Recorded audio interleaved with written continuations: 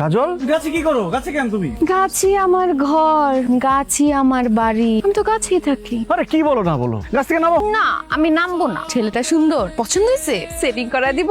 কাজল, তুমি কার সাথে কথা বলো? তুমি কি কানা দেখতেছো না? আমার পাশে আমার বান্ধবী বসে আছে, ওর সাথে কথা বল। তোমার পাশে তো কাঁঠাল ঝুলতেছে, তোমার বান্ধবী কই? আরে ভালো করে দেখো, এই কাঁঠালের উপরে আমার বান্ধবী বসে আছে। আসো আসো।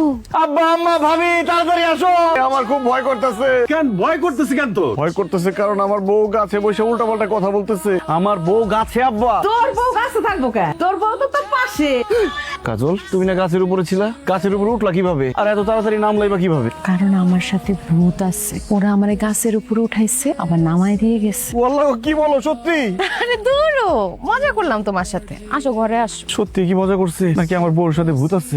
আমি বউ থাকতে তুই ভাবি হইয়া আমার স্বামীর গায়ে সাবান মাখতাছস কেন? তাতে সমস্যা কি? আমার ছোট ভাইয়ের মতো, ওরে তো আমি সাবান মাখতেই পারি। সাবান মাখাতে সমস্যা না, সমস্যা হইতাছে তোর নজর খারাপ, তোর উদ্দেশ্য খারাপ। পরে আজকে পানিতে জমাবো।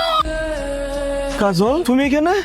তাহলে পুকুরে ভাবিরে পানিতে চুবাইতেছে তোমার মতো দেখতে শেখে। আমি কি জানি? আরে সুবাইতেছে কলি, ভাবিরে চুবাইতেছে।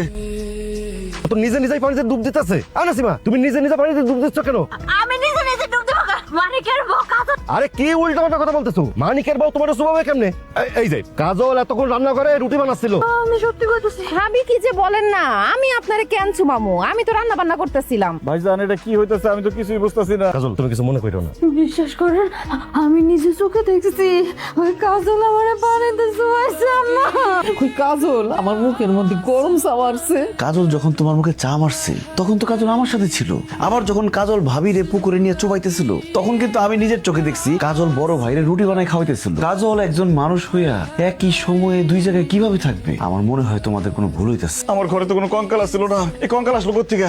আমি আনছি। তুমি কি পাগল হয়ে গেছো? তুমি ঘরের মধ্যে কঙ্কাল নিয়ে আসছো কেন? আব্বা কি বলছে শুনো নাই? আমার সাথে বলে ভূত আছে। আমার সাথে তো ভূত নাই। আমার মনে হয় কি তুমি এই বাড়ির মধ্যে ভূত আছে, এর জন্য আমি ঘরের মধ্যে একটা কঙ্কাল আইনা রাখছি, যাতে ভূত আসলে। চুপ করো তো, সব ফালতু কথা।